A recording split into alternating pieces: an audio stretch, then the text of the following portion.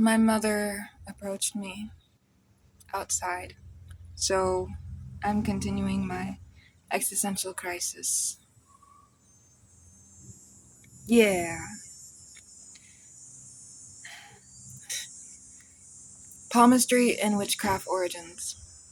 Palmistry, or chiromancy, if you want to get all fancy and pretentious, is the study of lines on hands, supposedly revealing the essence of a person, and by essence I mean the chaotic tangle of desires, fears, and existential dread that we all keep trying to hide. The lines are maps. They're cosmic highways etched into your flesh, showing love, death, creativity, maybe even the number of failed relationships you'll have, which is terrifying because you can see it before it happens.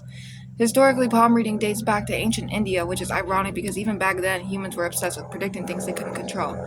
Then the practice spread to China and Greece. Aristotle himself allegedly wrote about it, although I think he was just high on some weird fungus, thinking about metaphysics while staring at hands. There's something absurdly human about trying to read fate in your own hand, like the universe is screaming at you and you're squinting at creases like they hold the answers.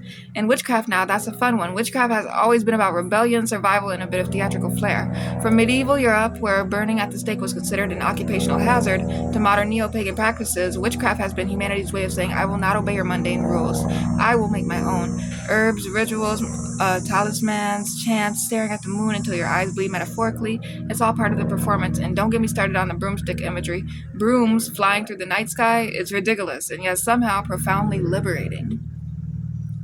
Palmistry and witchcraft intersect in strange, terrifying ways. The palm reader is the witch's cousin who decided to be socially acceptable, who whispers truths in smoky parlors rather than summoning storms in the woods. Both are attempts to grasp chaos, to impose narrative on the infinite noise of existence. And maybe that's the point. Maybe it's not about knowing the future, but it's about trying to make the unknowable tangible, about drawing meaning in the margins of life while laughing because none of it really matters anyways. The history of witchcraft is also the history of oppression, paranoia, and systematic... Yeah. The history of witchcraft is also the history of oppression, paranoia, and systemic fear. Women accused of wielding too much power, of understanding nature better than men in power, sentenced to death for knowing things that were inconvenient. And yet there's poetry in that. There's survival. There's the human need to connect, to ritualize, to understand. Palmistry, too, is a small scale, intimate rebellion. You touch hands, you whisper secrets, you nod knowingly, and suddenly maybe the universe is a little less hostile. Ultimately, palm reading and witchcraft are mirrors. They show us ourselves, our obsession with control, our fragile attempts to map meaning onto chaos, and maybe when we stare at the lines in our hand or light candles in ritual, what we're really doing is laughing at the absurdity of it all while whispering, I am here, I exist, I matter for now. Or, maybe it's just fun. Either way, it's thrilling. And somewhere in the middle of that chaos, the lines in your hand ripple like liquid smoke, and you realize you're alive, you're absurd, and goddammit, the world is beautiful sometimes, and it's shit stained, terrifying mess.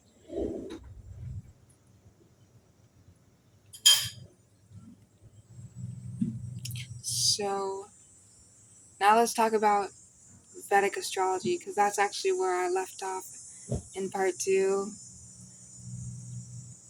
Vedic astrology for dummies. Vedic astrology, Jyotish, the science of light. Ancient India, thousands of years, not 12 cartoon signs, but sidereal calculation. The stars are as they are, not as you wish them to be, precise, cold, brutal. The sky doesn't lie, it watches. Western astrology is off by 23 degrees. Precession of the equinoxes, the earth wobbles, everything drifts. The Western chart is a children's drawing. Crayons, stick figures, Vedic is geometry carved into stone. If you're a Leo in the West, you might actually be a Cancer here in the US. Everything you thought you were would be wrong, stripped away. The nakshatras, the lunar mansions. 27 nakshatras, star clusters, mansions of the moon, each one a room, a trap, a god's fingerprint. Ashwini, the horse's head charging forward. Rohini, fertile, dripping, seductive. Mula, tearing roots out of the ground. Chaos, destruction, not your emotional horoscope garbage. These are surgical incisions. These are archetypes older than empires. The planets are deities in orbit. They're not just planets, no, they're gods. They're archetypes eating your life. Surya, the sun, authority, father, fire burning the eyes. Chandra, the moon, the mind, your fragile mirror, always waxing, waning, never whole. Mangala, Mars, rage, weapon, blood on the tongue. Buddha, Mercury, speech, trickster, glitching in your throat. Guru, Jupiter, expansion, teacher, a planet so heavy it crushes your luck if you misuse it. Shukra, Venus, desire, pleasure, decay through beauty. Shani, Saturn, the slow crusher, the taskmaster, the karmic debt collector, waiting in the shadows.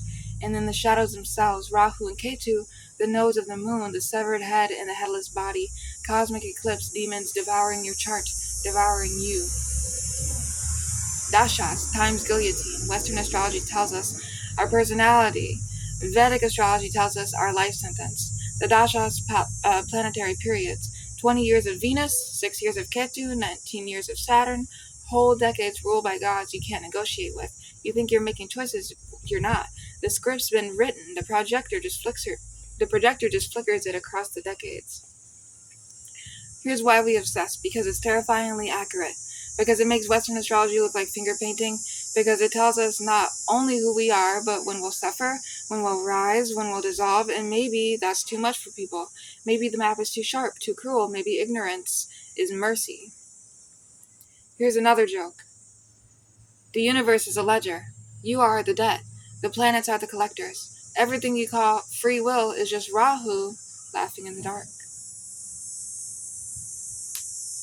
You can also see your Rahu and Ketu, also known as Rahu is your north node and Ketu is your south node. So like, for example, my Rahu is in Aries and my Ketu is in Libra. So I found that in my birth chart.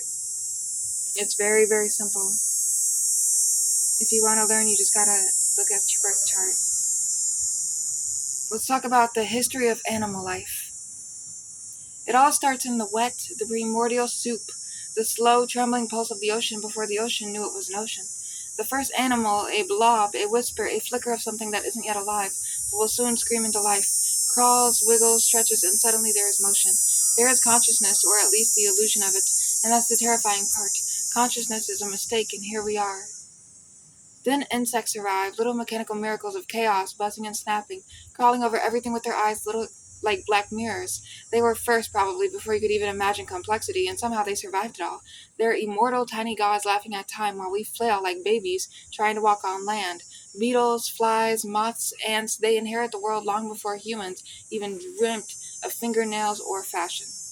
And humans are fish people, really. Think about this. Gills, fins, scales, bones dissolving into land monsters, lungs punching air like desperate bellows. We are the ocean remembered, walking on dry land and stolen limbs, carrying water in our veins, whispering secrets to ourselves and calling it thought.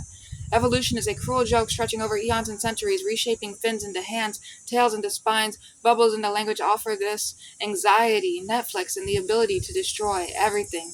And yet we think we're special, we think we're separate, but deep down in our sinews and marrow, we are still the fish, still the blob, still the insect trying to survive, still the first animal stretching in the shallow tides, laughing in the dark with eyes we haven't learned to see. The ocean never left us, it's just that we got too loud to notice. In the history of life, it's a whisper that gets louder if you stare too long. It's a timeline of mistakes and miracles, chaos wrapped in skin, wings, and fins, and maybe, just maybe, if you sit still enough, you can feel it pulsing underneath your own chest, reminding you you are animal, insect, fish, and ocean, and the universe is watching, but it's tired and it doesn't care, and somehow that makes you beautiful.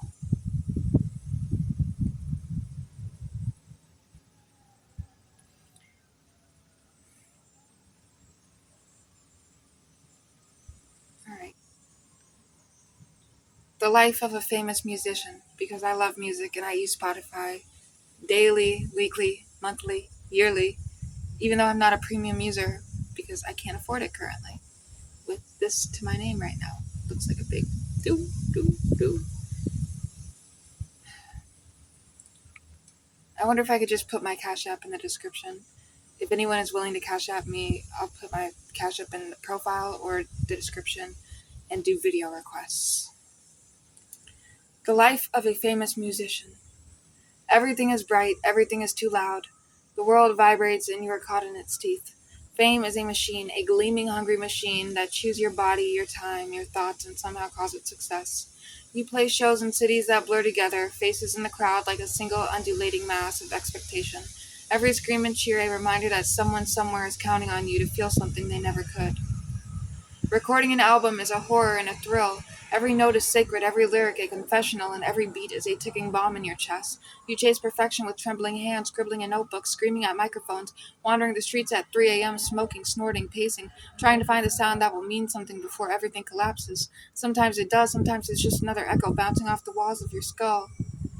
Interviews are surreal theater. They ask questions you can't answer, questions about inspiration, creativity, process. You smile, you laugh. Inside your brain is a kaleidoscope on fire, spinning through paranoia and self loathing, ecstasy and exhaustion. Everyone wants a story, a morsel, a truth they can digest, but you've swallowed too many worlds already to serve anything but fragments of memory and hallucination. The press loves you, hates you, devours you, fans love you, imitate you, ignore you, and still somehow you are alone in the elevator, backstage staring at the floor, feeling the dizzying emptiness of being seen by millions but known by none. Drugs, pills, smoke, they are scaffolding, crutches for a mind teetering on the edge of infinity. You chase clarity, chase meaning, chase the echo of the first time a song made your heart jump. And yet somehow in the chaos you make music. It is beautiful and terrifying, fragile and immortal, like breathing fire in a world that has forgotten how to feel. Fame is a cage, drugs are a fog, crowds are a storm, but music is the only thing that keeps the machinery from devouring you completely. And maybe that's enough for you.